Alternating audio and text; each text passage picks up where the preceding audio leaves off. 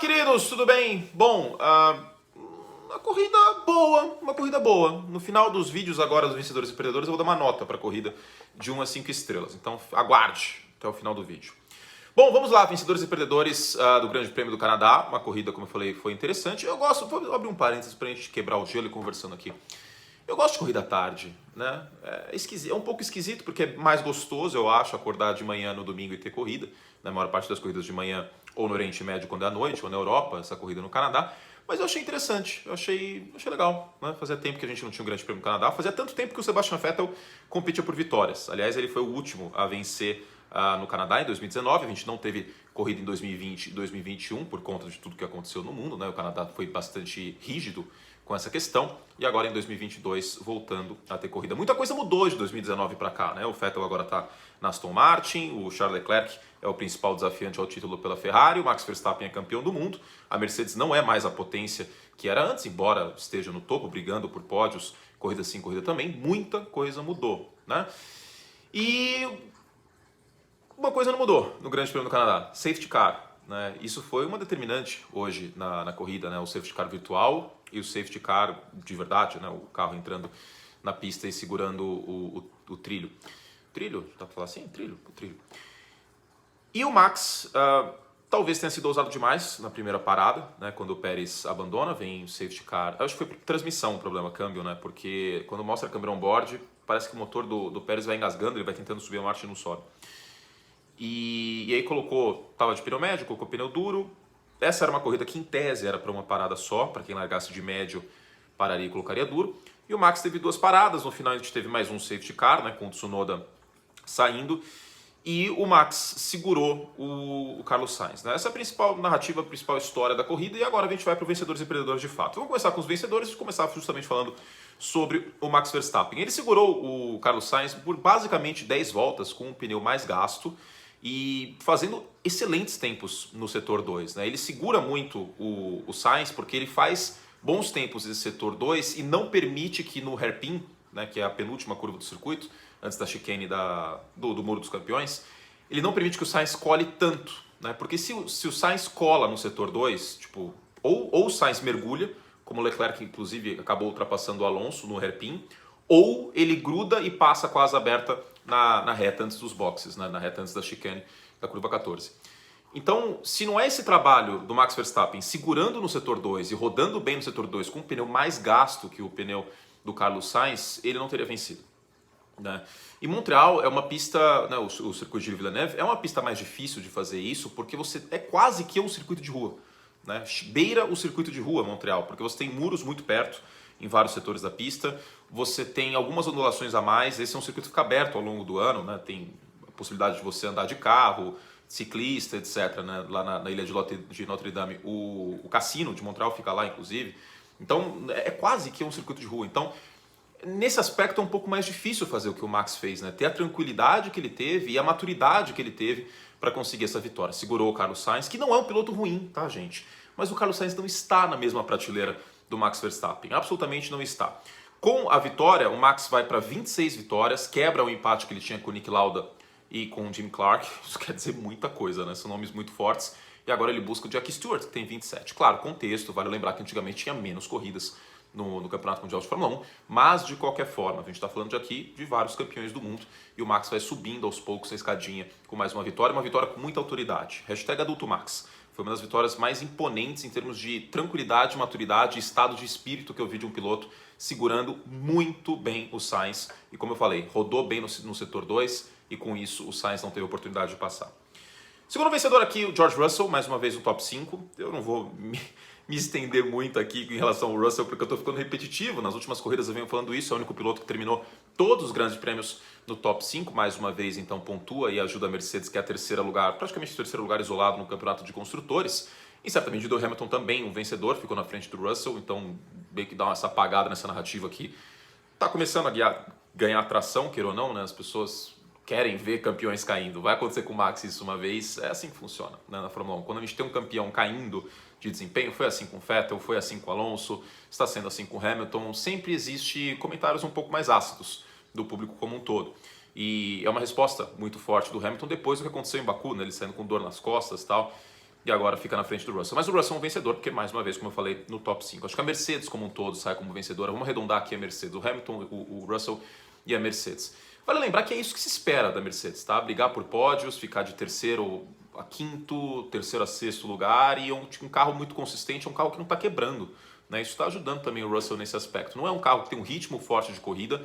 Ainda vejo uma possibilidade da Mercedes ganhar uma corrida neste ano. Vale lembrar que a McLaren no passado ganhou, que a Alpine no passado ganhou. O campeonato é longo, pode acontecer, mas tem uma virtude muito boa esse carro aí da Mercedes, que é não quebrar, né? Isso em contraste com o que a gente está vendo com a Ferrari e com a Red Bull, né? Vira e mexe, os carros da Ferrari e da Red Bull estão quebrando, embora tenham um ritmo mais forte. Terceiro, vencedor aqui, ou quinto, sexto, não sei, né? Porque eu juntei o Hamilton, o Russell e a Mercedes, é o Esteban Ocon. Por quê?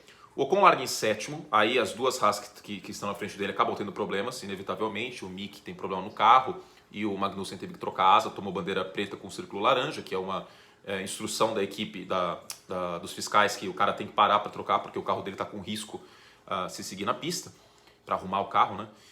E o Ocon, por que eu coloco ele como vencedor aqui? Primeiro porque ele segurou o Charles Leclerc por voltas e voltas e voltas e voltas, né? Ele tracionou muito bem, porque Montreal é um circuito bem interessante porque é um circuito de alta, mas tem várias curvas de baixa e a retomada dessas curvas ela é muito importante. A gente via no duelo entre o Leclerc e o Ocon, claro que o carro da Alpine parecia mais equilibrado nesse aspecto e o pneu estava mais novo, mas o Leclerc colava muito no final do setor 2, e aí nas retomadas o Ocon com um carro mais equilibrado conseguia dar uma pequena estilingada que era o suficiente para o Leclerc não passar de jeito nenhum, né? Tanto que não passou, né? Naquele primeiro momento.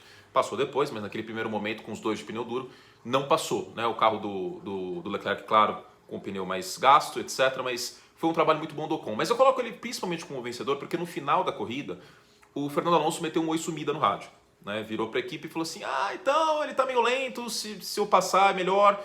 E a Alpine fez o certo, porque o Bottas estava atrás do Alonso. Se o Alonso passa o Ocon, muito provavelmente o Bottas passa o Ocon também, tá? E com isso, menos pontos no Mundial para a Alpine.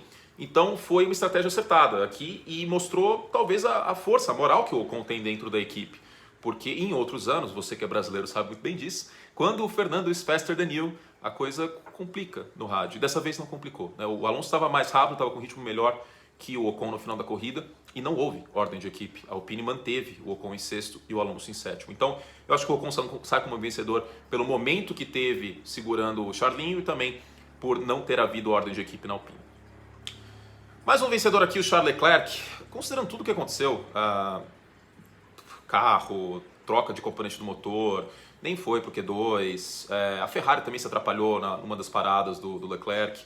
E eu acho que até que se não fosse aquela atrapalhada e se não fosse a briga contra o Ocon, talvez teria pego um quarto, possivelmente até um terceiro lugar o Leclerc aqui. Só nessa parada atrapalhada da Ferrari perdeu um segundo, pelo menos, um segundo e meio. E na retomada do safety car, chegou a ficar 2 segundos o Leclerc da quarta posição, né, do Russell. E se não fosse essa parada, se não tivesse perdido tanto tempo atrás do Ocon, talvez tivesse brigado por pódio até o Leclerc. Mas, considerando o contexto todo, o Leclerc sai como um vencedor aqui, né? Poderia ter sido muito pior a situação. E eu acho que uma corrida de recuperação como essa, largando no final do grid, tomando a punição da troca de componente do motor e, enfim, em meio a tudo que aconteceu, é um vencedor, tá? Eu coloco ele entre os vencedores. O campeonato está bem complicado a situação, no final do vídeo eu falo mais sobre. E por fim, o último vencedor, Stroll? É isso mesmo? Largou em 17º, terminou em décimo, mais uma vez, no 10º lugar, ficou na frente do Vettel. E é isso, eu vou colocar ele como vencedor só para não parecer perseguição, né? Porque fez um bom trabalho, queira ou não, fez um bom trabalho em ritmo de corrida, brigou por posições em alguns momentos. E, bom, é isso, o carro da Aston Martin não tem um bom ritmo de corrida, então, considerando isso tudo, ele ter ficado na frente do Vettel e ter pontuado, ficou na frente aí do Lando, etc., outros bons pilotos, é uma vitória, então eu vou colocar ele aqui. Perdedores, Sérgio Pérez, né? Com dor no coração eu falo isso porque circunstâncias que ele não pode controlar, né? No treino, até tuitei ontem, que se o Pérez fosse brasileiro não teria batido, porque ele teria crescido ouvindo o Galvão falando que não pode pisar na linha branca quando tá chovendo, né? E ele acabou pisando ali na linha branca, na curva 3, antes da curva 3, acabou passando reto, não conseguiu engatar a ré, acho que o carro ficou muito na barreira de proteção, não conseguiu sair. não largou entre os 10 primeiros e fazia uma corrida, o Pérez, para terminar entre os 10 primeiros, possivelmente até entre os 6 primeiros colocados. Isso não aconteceu, né? Teve problema no carro, abandonou.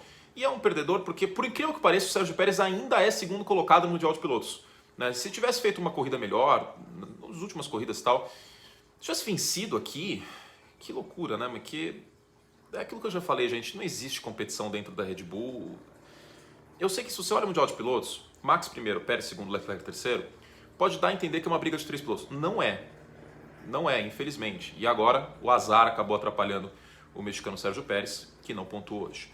Segundo o Vettel, ao final do treino, né, o rádio, que não sei se vocês prestaram atenção nisso, mas no rádio o Vettel muito estressado com o desempenho do carro. O carro da Aston Martin uma tragédia nesse ano. Eu acho que uma das 3 piores equipes do grid e com tranquilidade dá para afirmar isso. Pontuar até por isso eu coloquei o Stroll entre os vencedores, pontuar com esse carro é um grande milagre. E depois do safety car virtual e do safety car normal, era nítido como não tinha ritmo de corrida o carro da Aston Martin, né? Então, é uma tristeza, né? Eu coloco o Vettel aqui pelo contraste até, né? Foi o último vencedor no Grande Prêmio do Canadá em 2019, quase que eu falei em francês, do Canadá. E agora não pontuou. Terceiro perdedor aqui é a Haas, né? Disparado. O Mick com problema no carro, tadinho do Mick, fiquei com dó, cara, né? Foi pro Q3, melhor combinação de grid da Haas na história da equipe e não pontuou. Magnussen com problema no bico, né? Danificou a asa dianteira, teve que parar, a direção de prova obrigou ele a parar. E o Mick com problema no carro, né? É uma pena, porque a Haas tinha tudo para sair com pontos aqui do Canadá e acaba tendo esses problemas aí um pouco de azar. Quarto perdedor, a equipe de boxe da Ferrari. Nem surpreende, né? Que a parada do Leclerc deu uma emperradinha ali. Impressionante, parece que toda corrida a gente tem algum motivo para criticar a Ferrari como equipe. Toda corrida, cara. Chegou ao ponto que não surpreende mais, virou meme. Virou meme, né? Então, não dá para imaginar que isso vai consertar do dia para noite, né? E isso atrapalha o Leclerc. A cada dia minha admiração pelo Michael Schumacher sobe, porque o cara foi 5 vezes campeão. Tudo bem, não é a mesma equipe, né? Muita gente mudou, o Jean Todt não tá mais lá, o Ross Brown também não. Mas, pô, cara, difícil, hein? Como os caras faz lambança, pelo amor de Deus. O que eu escrevi aqui? Deixa eu colocar aqui para não dar spoiler. O que tá escrito aqui, gente? Vê se vocês conseguem entender. Norris, isso, Norris. O Lando um problema, né? Teve problema no treino e eu sonhava, vamos dizer assim, que ele terminasse entre os 10 primeiros. Mas como oscila esse carro da McLaren, acabou se atrapalhando também a McLaren na parada, né? Quando o Lando chegou, basicamente não tinha pneu pronto para ele. Ele chegou e meio que ficou parado um tempinho, 2 segundos a mais ali, porque o Ricardo estava terminando a parada dele. É uma tragédia, né? Porque depois disso tudo, o Lando chegou a ficar na pista atrás do Magnussen, que tinha parado momentos antes para trocar a asa, que é uma parada que demora muito mais tempo. Né? Claro, o Magnussen estava muito mais na frente e tal. Mas que tragédia pro Lando Norris, né? E a McLaren é uma perdedora aqui, porque tá em quarto lugar no Mundial, mas esses caras oscilam demais. Tá oscilando. Você tem corridas boas, como foi ano passado, semana retrasada ou passada? Passada, né? Semana passada no Azerbaijão, mas corridas terríveis como essa do Canadá, né? Em Miami também não foi bem a McLaren. Oscila muito. E a Alpine em ascensão, segunda corrida seguida que a Alpine tem os 2 pilotos nos pontos. Então a McLaren que se cuide, tá? Porque a Alpine tá chegando e a coisa não vai ser tão fácil assim. A Alpine tá mais perto da McLaren do que a McLaren da Mercedes, em termos de desempenho nesse momento. Não falo nem dos pontos, mas em termos de desempenho, vamos ver agora daqui 2 semanas em Silverstone. E por fim eu coloco o Fernando Alonso como um perdedor, porque o cara largou em segundo lugar e ficou atrás do Ocon, né? Acabou demorando, eu acho que demorou demais para entrar, né? Ficou mais tempo que deveria com o pneu que ele largou, o pneu médio, foi um dos últimos a parar. E ficou feio, né? Terminar em sétimo. A expectativa acho que foi muito alta. Eu acho que ele não ter conseguido trucar e ganhar... Trucar não, mas ele deu um meio que... Tá, poker, vai. Ele deu um all-in e não ganhou a mão. Vai, tipo, pagaram para ver. Em outras situações, talvez não na McLaren, né? Quando a gente tinha Alonso e Hamilton, mas em outras situações a equipe teria dito sim pro Alonso e não disse, né? É uma pena, mas fica a boa impressão de qualquer forma. Eu coloco ele como pequenininho entre os perdedores aqui, porque fica a boa impressão do treino classificatório na chuva que ele conseguiu o segundo lugar. Se não fosse o Max estar em outra galáxia nesse momento, talvez ele fosse até pole, né?